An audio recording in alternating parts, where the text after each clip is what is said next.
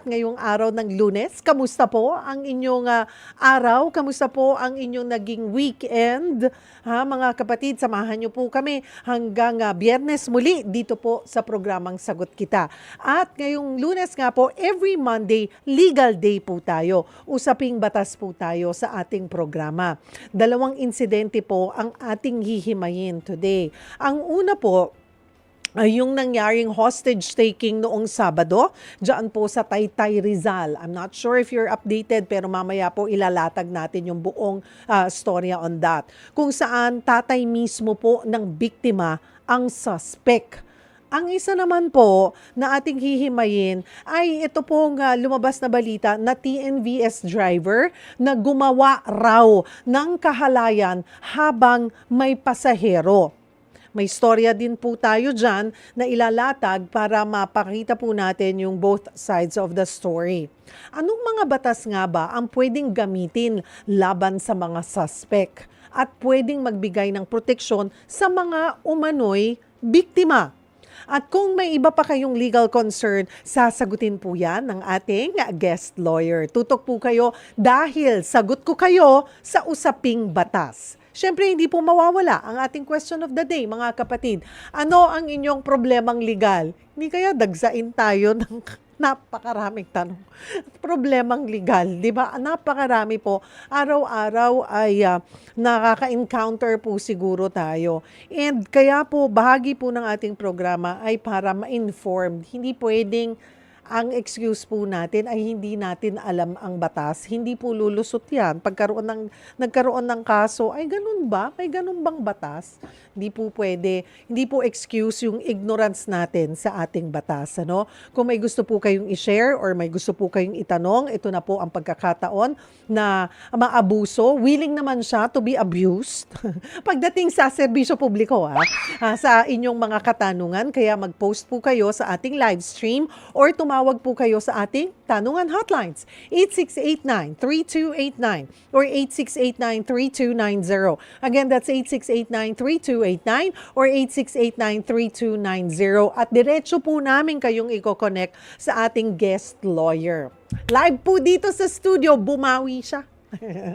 Talagang siniguro niyang pupunta siya dito sa studio. Attorney Rowena Soriano, Associate Dean ng FEU Institute of Law. Magandang hapon sa iyo, Attorney Weng. Thank you for coming. Yes, thank you very much. Magandang hapon sa iyo, Miss Cheryl, at sa lahat ng ating mga tagapakinig at lahat ng mga nanonood ngayon ng Sagot Kita. Tapos na yung mga grades. Yes, oo. Iba naman syempre ngayon ng mga pinagkakabalahan kasi nagsimula na ngayon ang law school. Oh, ayan na ang law school. Well, okay, do you also teach? Yes, sa Ateneo Law School at of course sa FEU Institute of FEU, Law. Oo. Dati nga ay nasa UP Manila pa tayo, no, sa Political Science program. Pero ngayon doon sa dalawang law schools tayo. Ayun. At syempre yung aking estudyante sa bahay, Ay, diba? syempre, hindi mawawala. Yes, Nako. full time yun, Oo, di ba? at saka baka maano ka. Ano ba, karate, judo, taekwondo? Ano siya? Taekwondo. Ayun, baka ma-taekwondo ang nanay pag talaga hindi naman. present. At saka nagpa-piano yan. Nagpa-piano Ay, siya. wow, very Oo. talented. Ngayon, hindi ba siya meron... nalilito doon? Di ba dapat sabi nila, pag nagpe-piano ka, ingatan mo yung kamay mo, tapos magta-taekwondo? Very ano nga siya eh. Ano ba to? Versatile, no? Oo. Umaarte din. Kumakanta, sumasayaw. Hilig pa lang niya ngayon yung pagsayaw. Wala pa masyadong hilig yung pagsayaw sa kanya. Pero siya yung mahilig magsayaw. Tapos magaling siyang mga short stories. Ano to? Nakakatuwa, no? Yun. So, Yun ang maganda doon oo. sa sana yung mga kabataan, hindi lang yung laging nakatutok sa mga gadget. Correct. Encourage yung mga Oo. parents, encourage yung po na galaw-galaw ang mga bata. Marami tayong pag-uusapan ng mga batas na medyo papasadahan yung mga kabataan. Ayan. So, mahalaga, yan, yung kanina nabanggit mo, no? Yung kinidnap, oo. yung Dalawang mga storya. magulang, tayo ay talagang magbabantay na maigi sa ating mga anak. Ito lang umaga, merong balita rin, no? Nasunog yung bata. Bumibisita lang doon sa kanyang tatay. Nasunog nasunog sa third floor, no, hindi siya nasagip, no. So talagang babantayan natin ng husto yung ating mga anak, Oo, mga minor hindi de po edad. natin alam. Naging ano to, no, interesting itong hostage taking na nabanggit mo kanina dahil Nitong weekend lang pala nangyari yan. oo. Sabado? Oo. Sabado. Oo. At teka, siguro bago natin mas detalyehin, bago po natin simulan yung ating talakayan on that, pakinggan muna po natin. Panoorin natin ang report na ito. Kuha sa videong ito ang pangu-hostage ng isang ama sa kanyang 1 taong gulang na anak sa barangay Santa Ana sa Taytay, Rizal. Kinilala ang sospek na si alias Vin. Makikita sa video ang ilang pulis kasama si mismong Taytay Mayor Alan De Leon na kinukumbinsi ang lalaking pakawalan na ang hawak niyang bata. Ayon sa kinakasama ng sospek, nag-ugat ang insidente matapos mapag-alamang sinampahan siya ng kasong rape. Dahil ito sa pangmumolestya umano sa panganay na anak ng kinakasama. Na-trigger siya dun sa gate, biglang tumunog. Tapos ang ginawa niya, tumakbo siya doon sa taas, tapos siniklat niya agad yung panganay ko na nirape niya. Tapos gusto niyang patayin. Agad namang sumaklolo ang babae at sinubukang pigilan ang kinakasama. Bumaon na rin sa kamay nung anak ko yung dala niyang karit. Tapos kung hindi ko pa hinawakan yung karit na yun, babaon din sa liig nung anak ko, kaya nasa kamay ko yung mga sugat na para sa liig niya. Hiniklat niya yung isa doon sa kambal, itinakbo niya doon sa C6. Tapos doon na siya gumawa ng eksena. Dagdag pa ng babae, kamakailan lang ay nahuli niya mismo sa akto ang sospek habang hinahalay ang 13 anyos na dalagita. Ang higit pang nakapanlulumo, 5 taong gulang pa lang daw ang biktima ng simulang halayin. Ginawa niyang halo sex toy. Yung bata, tuwing may pagkakataon siya, nire-rape niya. Ang sagot lang niya, hindi naman daw rape yun kasi hindi naman niya daw pinapasok sa ari. Pero lahat ng kahalayan, ginagawa niya. Depensa ng sospek na gawa niya ang pangu-hostage dahil sa problema sa pamilya. Iniimbestigahan na raw ng mga pulis ang mga alegasyon. Isa sa ilalim din sa physical at medical examination ang biktima ng panghahalay. Titingnan natin yun, yung biktima ay ano natin sa physical examination. Posibleng pinag-prepare natin yung appropriate charges. Ligtas naman na raw ang mga biktima at nasa pangangalaga ng kanilang mga kaanak. Nagbabalita mula sa Frontline, Carrie Cator, News 5. At yan nga po, yung nangyaring hostage taking na nangyari over the weekend. Attorney, dun sa mga kapatid natin, of course, kung may mga reaction po kayo, pwede nyo po i-post yan sa live stream. Bilang abogado, ano yung naging reaction nyo when you learned about this story? Siyempre, bukod sa disappointment, Bilang isang di ina ba? rin. Oo, at bilang isang magulang rin. Siyempre, pumasok na lahat ng mga posibleng mga batas na na-violate, no? Na-violate, no? Unang-una, at bilang isang advocate, no? Ang advokasya natin na human rights law, no? So, may biktima dito na batang babae. Okay? At mamaya pupunta tayo dun sa pinagsamantalahan, no, na 13 years old na sinimulan noong siya'y 5 taong gulang pa lamang, no. So ito ay kanilang anak, no, common child nila, no, illegitimate child pero common child nila nung kanyang live-in partner. So pasok na pasok ito sa violation, of course, ng Anti-Violence Against Women and Their Children law. And of course, applicable din yung RA 7610, which is yung protection of children from abuse, exploitation, discrimination. So, the very fact na ito ay kinuha niya with or without the consent, no? Dahil Cheryl, ang bata kapag minor de edad hindi capable na magbigay ng consent. At least yan ang framework ng ating batas. At totoo naman, ito'y 1 taon pa lamang, no, yung bata. Kinuha niya at ginawa niyang parang ransom, 'di ba? Parang ano niya ito, no? Ito yung ginawa niyang bargaining chip para hindi siya sampahan ng reklamong rape doon sa panggagahasa naman niya doon sa anak ng ka-live-in partner niya. 13 years old. Ito ay pumapasok doon sa violation ng 7610 dahil obviously constitutive ito or ito ay nagpapakita ng abuso doon sa bata. Sa maraming oras, 'di ba? Nag-cause nga yan ng traffic sa C6 ay ginawa niyang hostage taking drama.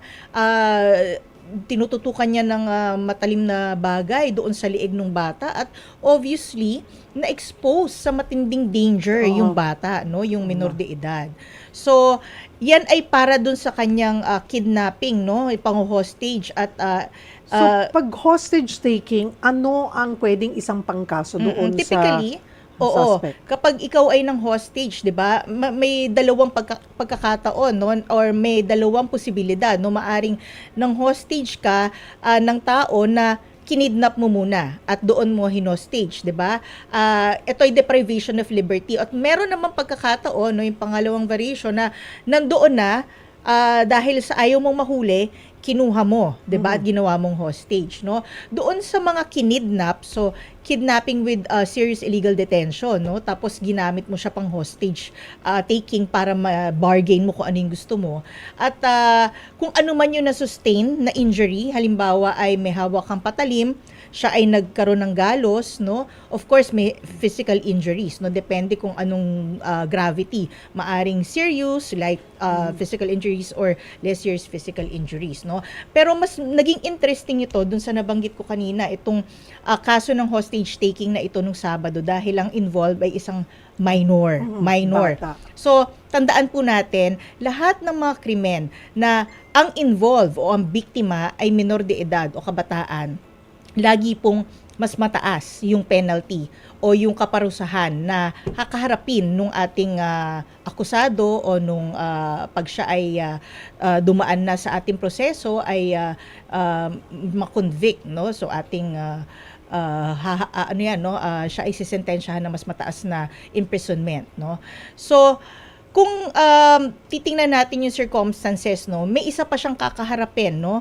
Of course, generally dun sa community nag-cause siya, and I read that also, no, yung alarms and scandals daw, no, dahil but of course that's a light offense, and ang pinaka-interest natin dito ano yung mga isasampang reklamo sa kanya in relation doon sa hostage taking niya. Pero sa tingin ko, Cheryl, ang mas malalim na pinag-ugatan nito yung una niya pang offense na ginawa. Great. At yun ay ang mas seryosong panggagahasa. Okay. No? Yung panggagahasa na ginawa niya, no, pansin mo yung narrative ng nanay, nasa loob sila ng isang common law. Ito'y hindi recognized, of course, ng Pilipinas. So, live-in other words, a relationship.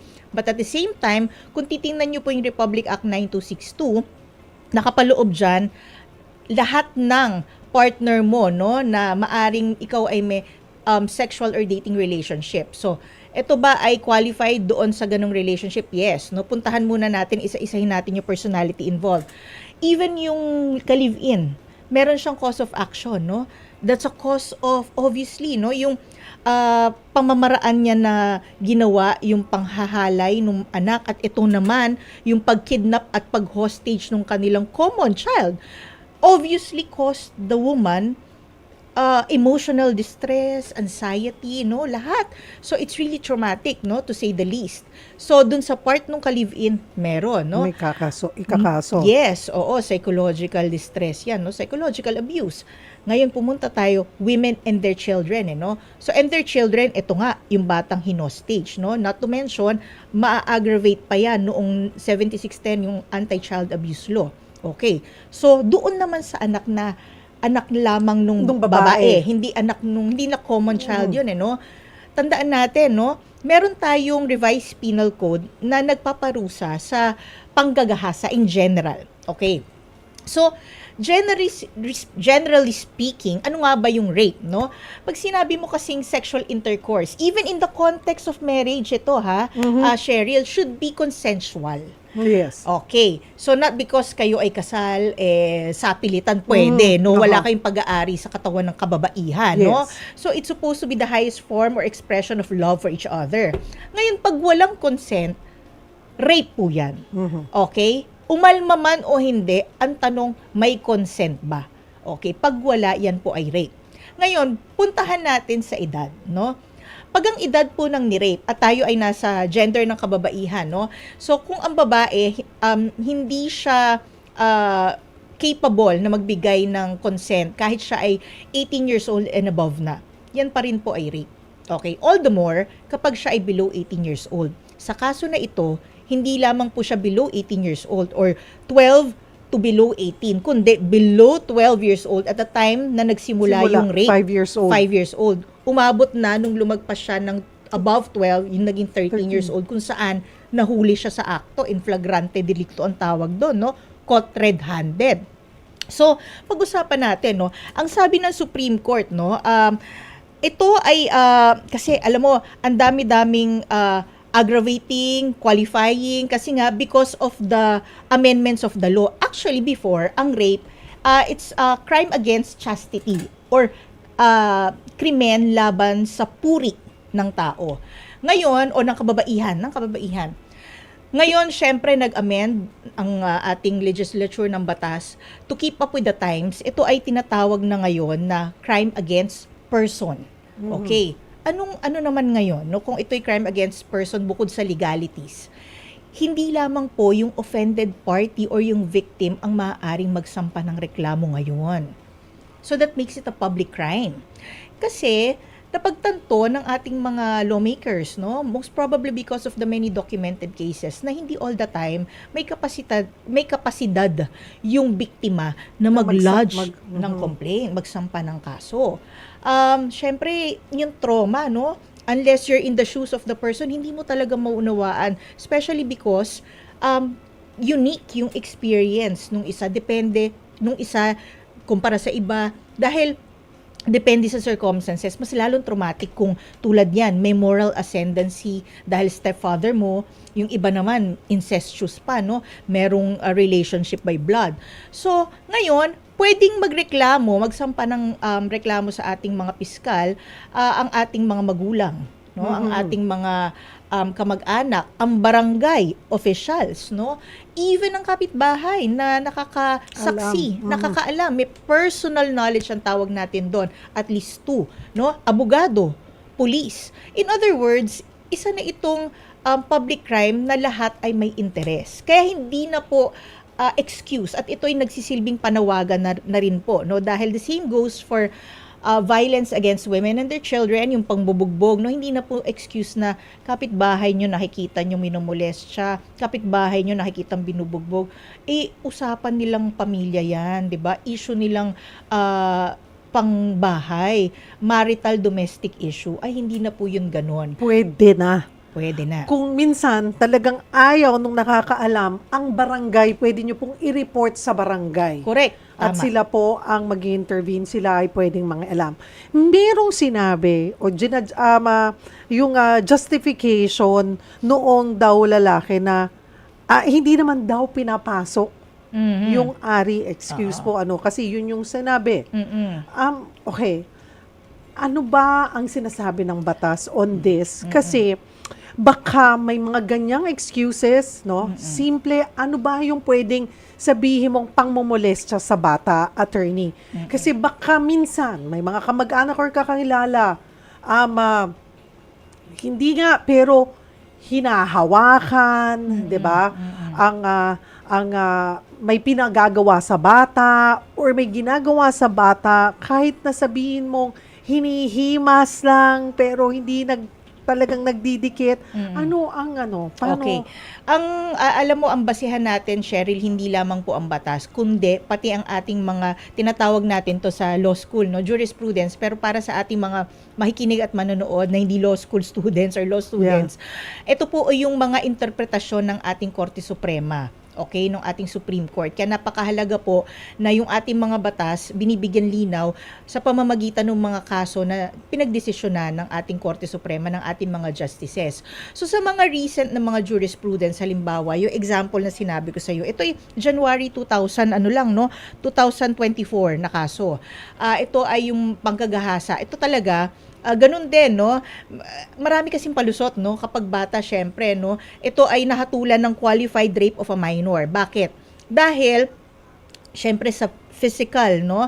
Na make-up, biological make-up at physical status condition ng isang bata, obviously, unlike yung full-grown, no? Na dalaga o kababaihan, hindi mo talaga technically, no? Mako-consummate, no? Na as if grown up, no, adult na 'yan.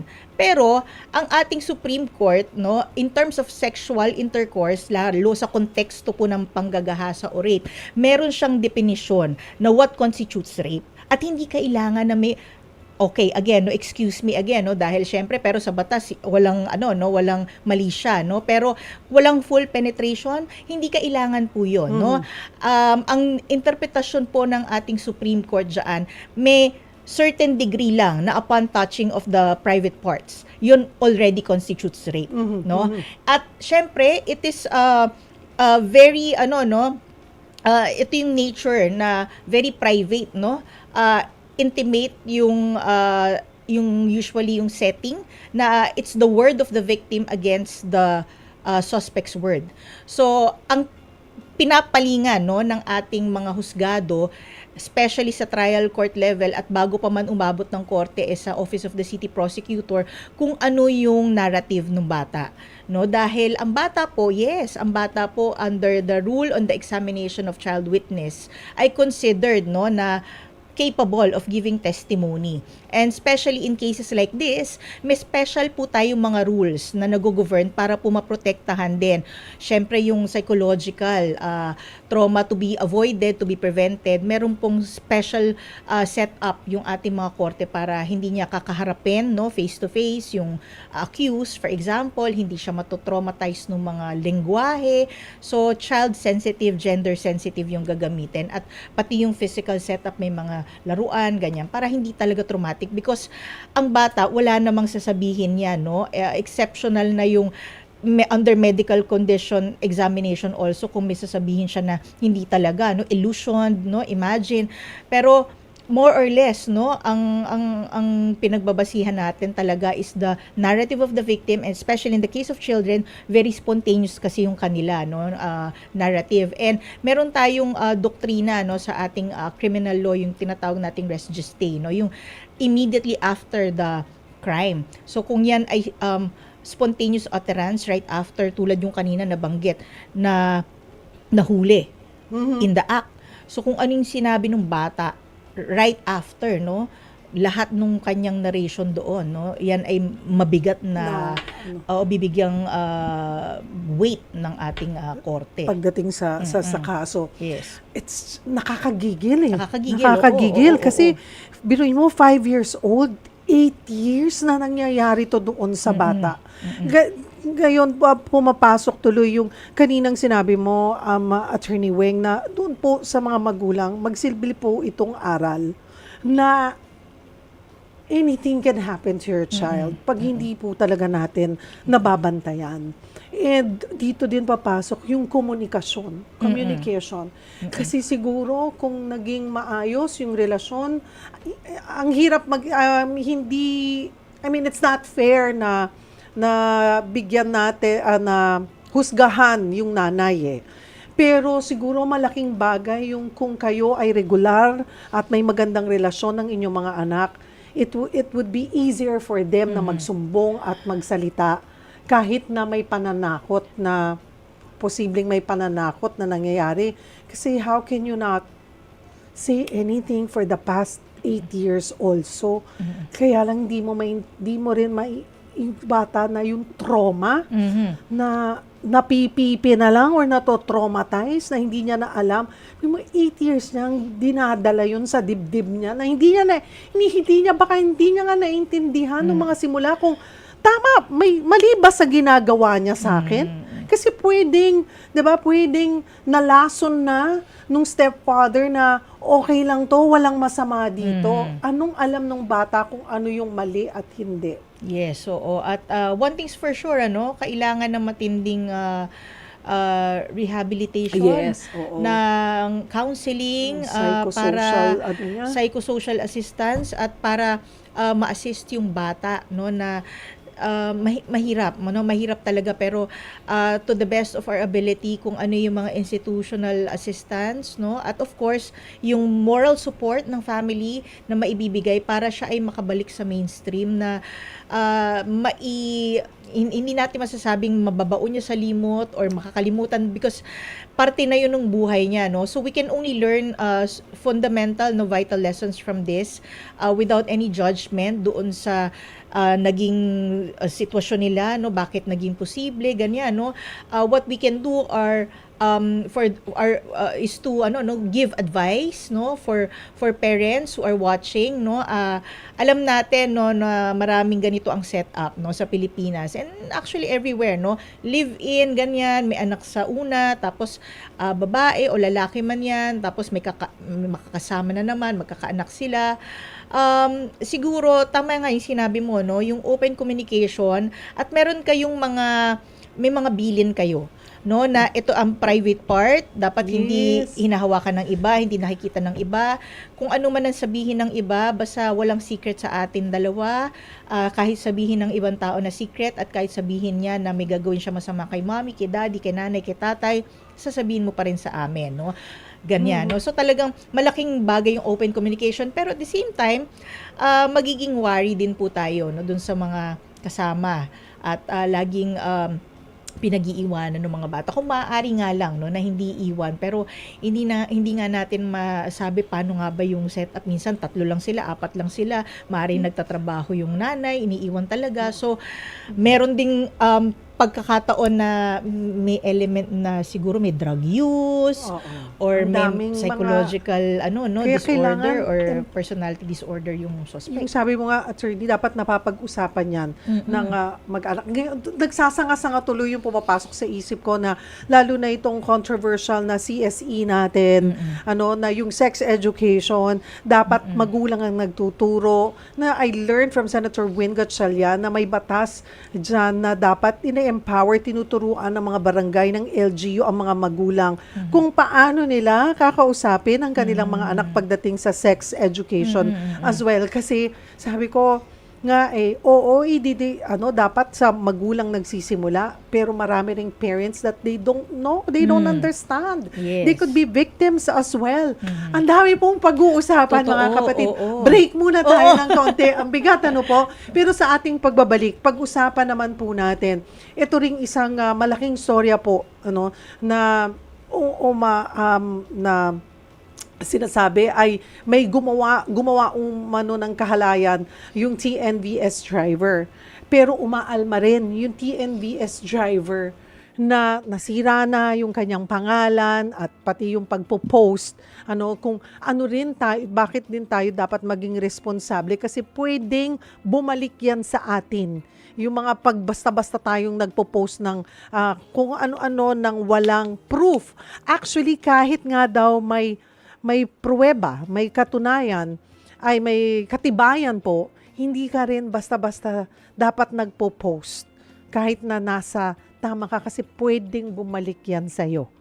Marami tayong pag-usapan. Post po kayo ng inyong mga tanong sa ating live stream or pwede po kayong tumawag sa ating tanungan hotline sa 8689-3289 or 8689-3290. Huwag po kayong bibitaw, magbabalik ang programang Sagot Kita. Nagbabalik po ang programang Sagot Kita. Ako po si Cheryl Cose. Mga ating question of the day, baka ho kayo may mga problemang legal, maaari nyo pong i-post yan sa ating live stream or tumawag po kayo sa ating tanungan hotlines. Kasama pa rin po natin Attorney Rowena Soriano, Associate Dean ng FEU Institute of Law. Punta naman tayo, Attorney Weng, doon sa isa pang storya na gusto nating himayin. Ito pong insidente na ating pag-uusapan ay ukol po dito doon sa TNVS driver at kanyang pasahero. Panoorin po natin ang report na ito. Biyernes nang mag-post sa social media ang isang estudyante para ireklamo ang sinakyan niyang Grab car. Pauwi raw ang babaeng si alias Charlie at kanyang kapatid nang magsimula umanong gumawa ng kababalaghan ang driver ng TNVS. Pagsakay pa lang daw nila, hinihingal na ang driver at isang kamay lang daw ang nasa manibela. Nang kumprontahin ito, humingi raw ng paumanhin. Kalaunan, bumaba na rin daw ang dalawang sakay ng Grab bago pa makarating sa paroroonan. Pero sa isang pahayag, itinanggi ng mismong driver ang paratang ng estudyante. Matindi raw ang respeto niya sa mga kababaihan dahil may asawa at anak siya, kaya hindi raw niya gagawin ng anyay karumal-tumal na gawain. Paliwanag pa ng driver katatapos niya lang maghapunan nang sumakay ang magkapatid sa sasakyan niya. Overweight daw siya, may hika at high blood kaya siya hinihingal habang bumabiyahe.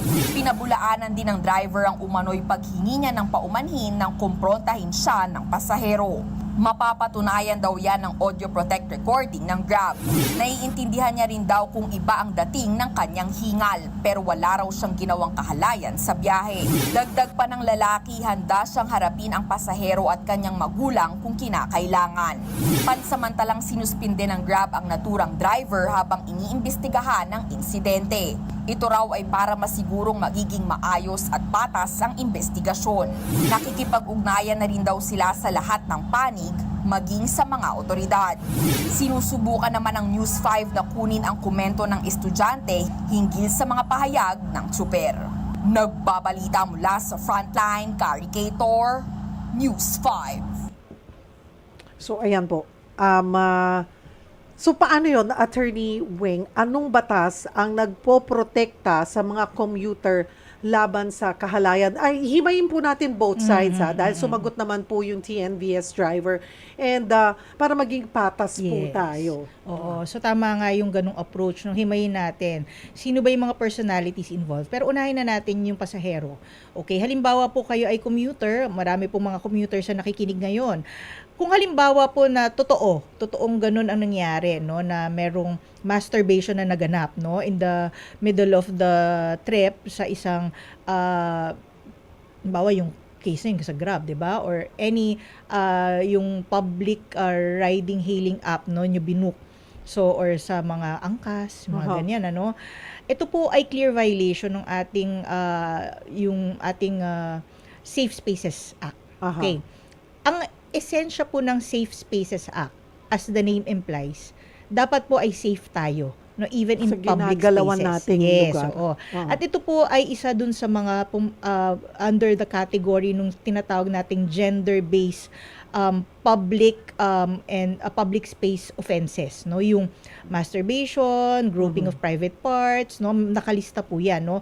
So kung halimbawang totoo at may ebidensya. Remember, kung tayo ay magrereklamo dahil ito ay may penal provisions, no, may kulong ito, no. Syempre, doon sa provision po ng batas, may first, second, third commission, no, or offense. Sa una, pwede mag-community service pero may fine na siya na 10,000 pesos. Sa susunod, yung meron na siyang aresto minor, ganyan hanggang pabigat, may imprisonment na yan, no. Pero sa madaling salita, tayo po ay nagva-violate or at least nag-a-accuse, nag-a-akusa, nag-a-allege ng violation ng isang special penal law na may criminal, no, in nature, kumbaga may kulong. Dapat po tayo ay may pruweba na required ng batas. At ano nga ba yun? Proof beyond reasonable doubt po yan, no, pagdating sa criminal cases. So yan yun, no. Of course, babalik tayo dun sa una nating pinag-usapan, no, na offense. Kung halimbawang more than violation ng safe spaces akang ginawa. Halimbawa ay meron na talagang panghihipo o worse, merong rape na naganap, no. So yung mga batas na yon, no, ang magiging subject ng violation kapag kayo'y nagreklamo muna doon sa Office of the City Prosecutor, tapos sa akyat yan as People of the Philippines versus yung accused, ano. Pero syempre sa ganitong pagkakataon, even if lilipat na tayo, no, yan ay hindi typical na sumakay ka ng public or common carrier bus, jeep, no, tricycle. Ito ay dumaan ka dun sa isang application. Grab, no? Dati may Uber, no? So ngayon Grab. Punta tayo dun sa point of view ng Grab, no? Ang kontrata ba talaga ay paano? No, kasi yan ay kontrata. No, pag kayo po every time kayo the fact na kayo nag-download ng application at kayo ay nag-order, bubuk ng ride, ay kontrata yan, ano? So, paano nga ba ang dynamics, no? Sino ba ang may kontrata? Sinong liable? Ang Grab po ba pwede nyo ring ipakulong, 'di ba? Ang Grab po ba pwede nyong hingian ng danyos, no? So ang Grab po based na rin po dun sa isang advisory ng National Privacy Commission kasi merong isang nagreklamo na minura-mura siya nung driver.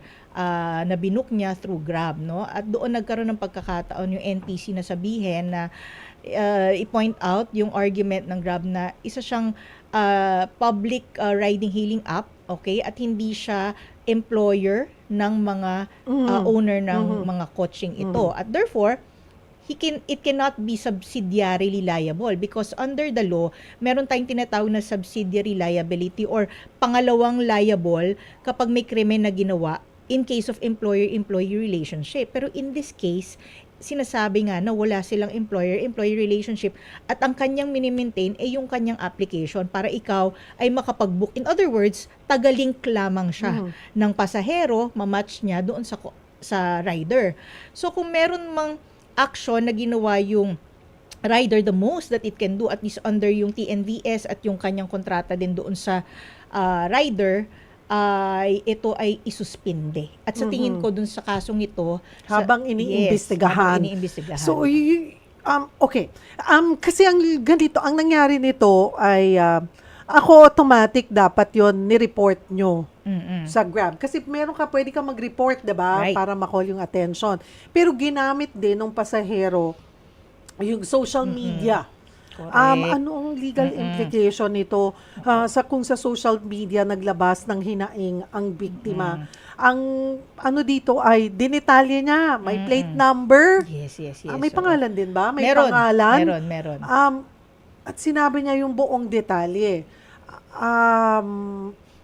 May detalye ng kotse, may detalye ng plate number at nung pangalan nung driver kasi makikita mo 'yon, 'di ba? Every time magbo-book ka. Okay, so magandang jump off point bago tayo pumunta dun sa pangatlong character which is yung driver nga, no?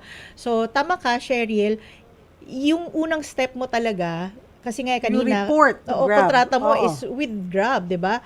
I-report mo. Uh-huh. Of course, without prejudice dun sa nature at level ng action na kayang i-take ng Grab, pero yun ang una mong instinct, no? I-report, ipa-blacklist, pa-suspend kung ano man yung kaya nilang gawin, no? Secondarily, yun kasi dahil ang kontrata mo dun sa Grab in terms of the booking. Secondarily, kung talagang may ebidensya, we're talking about evidence, hindi assumption, hindi conclusion of fact, 'di ba? Hindi yung surmise, spekulasyon, hindi ganon. Ebidensya na talagang may ginawa at ikaw talaga ay offended, no? Ikaw talaga ay na-violate, no? Pangalawang step mo, against the person. Kasi ang criminal complaint and action, for that matter, personal po to the person who committed it. No? So, kung yun ay driver na may ginawang masama sa'yo, siya yung irereklamo mo talaga. Pero yun nga, i-report. So, that takes me to the responsible use of the internet platform. Kasi bago pa man natin mapakinggan yung panig nung driver, nahusgahan na, no? Kumbaga trial by publicity, no? Trial by social media dahil mabilis kumalat. Alam mo naman, no, Cheryl, no? Mag-post ka diyan tapos meron kang assumption, syempre, tapos ganito yung presentation and this is without prejudice to whatever will come out later po sa ating mga tagapakinig dahil this is discourse or discussion based on what we have now at kung ini-explore natin yung iba-ibang anggulo. So, at that point, ang emosyon, no, talagang nasa height, no, dahil yung height of emotion, tapos yung bang impulse nung pasahero at based dun sa kanya ring impression na may ginagawa talaga, no. So, well, regardless of ano talaga yung malalaman later kung may ginagawa ba o wala, no, maganda ay naisalba nila yung kanilang mga sarili dahil pinara nila at luckily naman ay binaba naman sila talaga, no. So in other words, hanggang doon umabot lang, no. Wala namang ginawang masama sa kanila, hindi sila hinawakan or whatever, no. So tapos doon siya nag-post. Siguro babalikan natin yung ating responsible use of internet, no, platform kasi po under the Cybercrime Act, lahat po ng mga offenses na violation ng ating revised penal code, always 1 degree higher ang punishment pag ito ay kinumit mo sa internet platform. And what am I saying, no? Kung meron po tayong imputation ng isang offense, krimen o kasamaan, or to blacken the memory of someone who's dead. In other words, paninirang puri, no, sa isang tao. At ano ba yung isang pamamaraan na mapanirang puri? Yan ay patawan mo ng isang or husgahan mo, akusahan mo ng paggawa ng krimen. No? Bawa sabihin mo, kabit yan, no? Sabihin mo, magnanakaw yan. At ito, nagmasturbate, no? So, para siyang predator, sexual predator, no? Yan ay offense, 'di ba? Tulad nung una natin nabanggit under yung Safe Spaces Act. So meron ka ng imputation doon, 'di ba, ng isang offense o ng crime. Tapos made in public, no? And of course, ang libel, for example, wala namang depensa ang good faith diyan, no? Basta mapatunayan lang yung mga elemento. At ito'y ginawa mo pa in the internet platform, no? Technology, yan ay 1 degree higher kung yan din ay mapapatunayan, no? Not to mention kasi yung aspect ng damages, no? Which in this case is already capable of yung computation kasi 8 days na suspend. Yes, oo. Tapos yung kanyang moral damage, 'di ba? For sure hindi nakatulog. This is looking at it from the point of view, ito yung susunod natin personality of the driver, no? So dun sa driver, kung sakali mang wala talagang katotohanan ng lahat ito ay spekulasyon at meron siya on the other hand na pruweba versus doon sa spekulasyon ng pasahero, ay meron po siyang cause of action doon, Pero nakita ko yung kanyang post, nananawagan pa nga siya sa mga netizens na wag nang husgahan o i-bash yung pasahero, doon sa kanyang post nilagay niya yon, kasama nung kanyang pagpapaliwanag doon sa kanyang pananaw na nangyari at ano ba talaga yung ginagawa niya nung panahon na yon. Syempre, subject yan sa medical examination kung sakali natutuon na siya ay merong condition daw, Mayroon siya, that he is overweight, Number he has one. asthma, may hika siya at hypertensive. Yes. At sabi niya, 'di ba, meron naman siyang recorded na Yes, audio, oo. recorded audio na kung ipagbabasihan, pagtatagpi-tagpi niya na sinabi niya kakakain lang niya, ganun siya talaga. Yes. Kasi kung ganun siya talaga huminga, makikita yan dun sa mga nakalipas o sa mga ibang araw or ibang oras na ganoon yung ingay or yung kanyang paghinga. Tama. Diba? So, yun pwedeng katibayan na pagpapatunay na hindi siya nagmamasturbate. But then again, ano ang ating dito? Lesson na natutunan.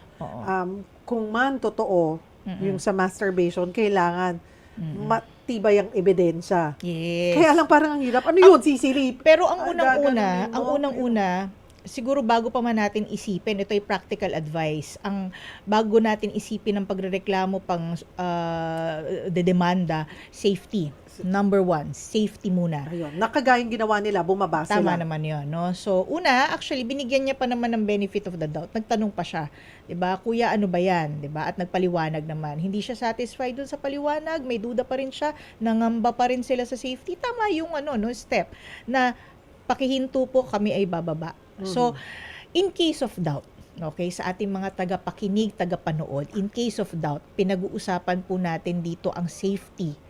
Kayo po ay i-prioritize ninyo nating lahat ang safety above anything else, Tsaka na ho natin isipin ko ano yung cause of action, anong rereklamo, anong dedemanda. Hindi na ho natin yun magagawa, 'di ba? Kung hindi tayo safe, 'di ba? Kung kayo mapapahamak. So, isalba niyo muna yung inyong sarili. The earliest possible time, earliest opportunity na kayo ay maaring bumaba, makaalis doon sa area na sa tingin ninyo ay dangerous for your health, for your safety, anything that poses danger to you, umalis na po kayo doon, Pangalawa, okay, aralin natin, okay, since safe na tayo, 'di ba? Hinga, aralin natin kung ano yung mga steps na gagawin. Alam po natin na sa panahon ngayon, talagang very tempting i-post ang lahat, Lahat gawin, publicize sa social media, Instagram, lahat ng platform, Facebook. Mag-isip po muna tayo, ilang daang beses bago tayo mag-post. 'Di ba sabi, think before you click, think before you post, kasi po marami pong maaring madamay, maaring may masira tayong buhay, pangalan na irreversible na. So mag-isip tayo, plus not to mention, gusto po natin gawin yung action na mabibigyan po tayo ng karampatang redress. Kasi halimbawa ilatag mo siya sa social media, anong redress po ang mangyayari? Whereas i-report mo siya kay Grab, maggawa ka ng narrative, PNP, file ka doon ng reklamo sa police station, naka-document, 'di ba? May protection ka, naka-blotter. subject pa sa verification, investigation ng ating mga may kapangyarihan na law enforcers. Sila ang nasa posisyon para malaman anong katotohanan kasi ipapatawag yan siya, 'di ba? So through the help of course and cooperation of yung Grab dahil sila ang may impormasyon sa whereabouts ng tao, no? So think before you click. And then second naman, sa ating mga riders, sa ating mga drivers, tayo po ay naatasan din ng napakahalagang obligasyon para i-transport yung ating mga pasahero. Sa pagkakataong sila po ay nagtiwalang sumakay sa inyo, whether kasi hindi naman nila kayo pinili, yun ang dahilan, dahil binook lang kayo, ganyan. Isipin niyo yung pagkakataon na yun, yung period na kayo ay nagta-transport ng pasahero, ay malaking obligasyon po yan, dahil ang kaligtasan at buhay po nila, at isa pagkakataon na iyon, ay nasa inyong mga kamay. So kaya nga po malaki yung respeto natin sa kanila. Nung mga panahon ng pandemic, yung pandemic times, diba, panahon ng pandemya, kayo po isa doon sa mga frontliners na sinasabi natin na talagang pinasasalamatan. So sana po maging responsable rin po tayo, at kung merong ganyang kondisyon, kasi maaalala mo, Cheryl, meron dating na feature na meron siyang Tourette's, Tourette syndrome. So sinabi niya yon, na may mga dati siyang mga experiences na judge siya, nagduda, natakot, bumababa. Nagkaroon siya ng platform na ipaliwanag, at nagkaroon din ng pagkakataon, opportunity yung public na ma-educate, 'di ba? Na ito pala yung kondisyon at ito yung manifestation, so hindi namin siya dapat katakutan. So ganyan, So Ayun. Mga kapatid, puntahan ko Attorney Weng bago tayo nagpaalam. We have 2 minutes left. Pagkasama natin si Attorney Weng, dapat talaga 2 oras tayo. Ang dami nating natututunan. Ayan. Si Mark Mendez, paano po kapag yung asawang babae naman ang nang hostage, may laban din ba sa batas ang asawang lalaki? Oo naman. Ay, oo naman. Ang ating Oo. batas po, hindi naman po siya nagde-discriminate sa gender. Nagkataon lang po na historically speaking, at meron pong basis yan kung bakit meron tayong violence against women and their children. Pero hindi po yun nangangahulugan na kapag babae naman ang nag-commit ng crime, actually, may desisyon ng Supreme Court, yung nanay ang offender, bata ang biktima kasi vowsy. Basta't ang biktima ay babae at child. So, yung pagkakataon yung kaso na yon, yung mother, yung woman, yung offender, pero ang biktima po, child. So, yung sa inyo naman, kung baliktad, talagang offender ay babae at ang victim ay lalaki, nandiyan po ang revised penal code. So, kung ano man yung nature ng ginawang offense o krimen, nandiyan po yung ating batas, pang-krimen, para siya ay sampahan na reklamo, at again, ebidensya, kapag siya ay na-convict, maparusahan po. Si Eddie Rehuso Letada, sabi niya, anong kaso ang pwedeng isampa dun sa pasaherong estudyante kung mapatunayan na wala naman palang ginawang kahalayan yung driver?